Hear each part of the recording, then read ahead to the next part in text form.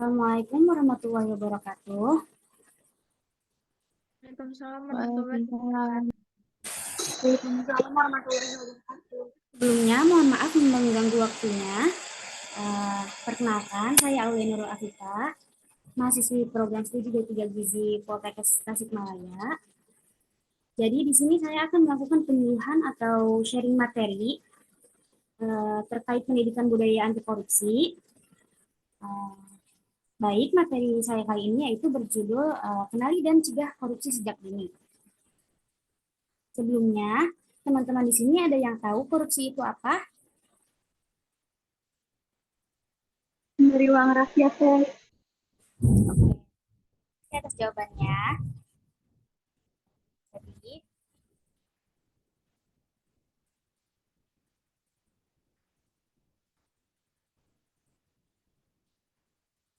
Jadi definisi korupsi itu yaitu suatu perbuatan yang busuk, jahat, dan merusakkan. Nah, atau dalam KBBI itu, korupsi itu didefinisikan lebih spesifik lagi, yaitu penyelewengan atau penyalahgunaan uang negara, baik uang perusahaan, organisasi, yayasan, dan yang lainnya untuk keuntungan pribadi atau orang lain. Yang selanjutnya itu ada jenis-jenis korupsi. Berdasarkan Undang-Undang Nomor 20 Tahun 2001 Pasal 13, tindak pidana korupsi itu dikelompokkan menjadi 7. Yang pertama yaitu kerugian uang negara. Jadi korupsinya itu dibuat untuk memperkaya diri sendiri atau orang lain yang pelakunya itu memiliki tujuan untuk menguntungkan dirinya sendiri serta menyalahgunakan kewenangan, kesempatan, atau sarana yang ada.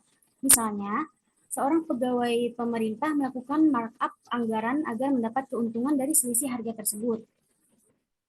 Yang kedua yaitu ada suap menyuap atau memberi atau menjanjikan sesuatu kepada aparatur sipil negara, penyelenggara negara, hakim, atau advokat dengan maksud berbuat sesuatu atau tidak berbuat suatu kewajiban dalam jabatannya gitu. Suap menyuap itu bisa terjadi antar pegawai maupun dengan pihak luar. Suap antar pegawai misalnya itu dilakukan untuk memudahkan kenaikan pangkat atau jabatan dalam suatu perusahaan gitu.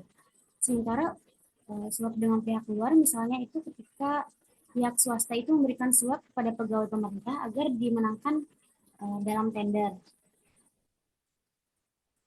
Yang selanjutnya yaitu ada penggelapan dalam jabatan, yaitu tindakan dengan sengaja menggelapkan uang atau surat-surat berharga atau melakukan pemalsuan buku-buku atau daftar khusus yang terkait dengan administrasi. Contohnya itu penggelapan dalam jabatan. Nah, penegak hukum itu merobek dan menghasilkan barang bukti suap untuk melindungi pemberi suap. Yang keempat yaitu ada pemerasan. Pegawai negeri atau penyelenggara negara menguntungkan diri sendiri atau orang lain dengan menyalahgunakan kekuasaannya memaksa seseorang untuk memberikan sesuatu, membayar, atau menerima pembayaran dengan potongan atau untuk mengerjakan sesuatu bagi dirinya sendiri. Misalnya, seorang pegawai negeri itu menyatakan bahwa tarif pengurusan dokumen adalah 50.000, padahal seharusnya tarifnya itu hanya 15.000 atau bahkan gratis gitu. Jadi pegawai itu memaksa untuk membayar di luar ketentuan yang resmi dengan ancaman dokumen mereka itu tidak akan diurus apabila mereka tidak membayar.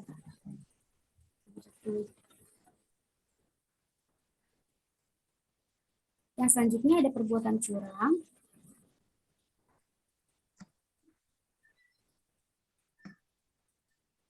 Perbuatan curang itu dilakukan dengan sengaja untuk kepentingan pribadi yang dapat membahayakan orang lain.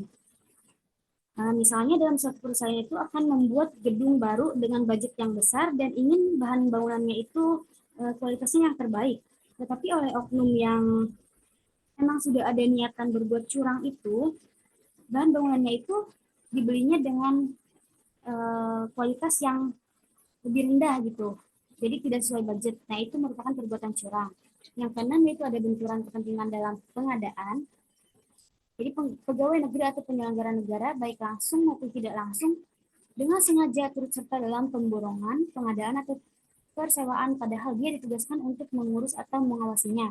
Misalnya dalam pengadaan alat tulis kantor, seorang pegawai itu menyertakan perusahaan keluarganya untuk memenangkan tender gitu. Baik, yang terakhir yaitu ada gratifikasi. Gratifikasi merupakan pemberian baik dalam bentuk uang, barang, diskon, tiket perjalanan gratis, penginapan, perjalanan wisata, dan fasilitas lain yang berhubungan dengan jabatan yang berlawanan dengan kewajiban tugasnya. Misalnya, seorang pengusaha itu memberikan hadiah mahal kepada pejabat dengan harapan mendapatkan proyek dari instansi pemerintahan. Materi selanjutnya yaitu cara mencegah korupsi. Yang pertama itu dengan membentuk lembaga anti korupsi seperti KPK dan Ombudsman. Yang kedua memberikan pendidikan anti korupsi di tingkat sekolah maupun kuliah.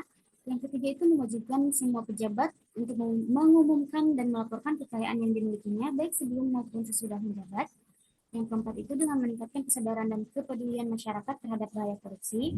Yang kelima itu dengan mengetahui dan menerapkan nilai-nilai anti korupsi yaitu jujur, disiplin, tanggung jawab, adil, berani, peduli, kerjasama, sederhana, dan mandiri. Dan yang terakhir yaitu pembuatan undang-undang pemberantas tindak pidana korupsi. Baik, pemaparan materi telah selesai. Apakah ada yang ingin bertanya atau ada yang ingin sharing terkait tindakan korupsi di lingkungan sekitar kalian?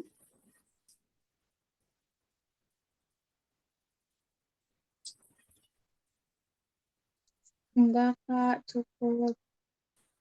Terima kasih.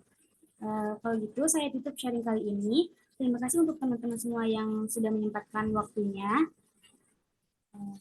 Wassalamualaikum warahmatullahi wabarakatuh. Waalaikumsalam warahmatullahi wabarakatuh.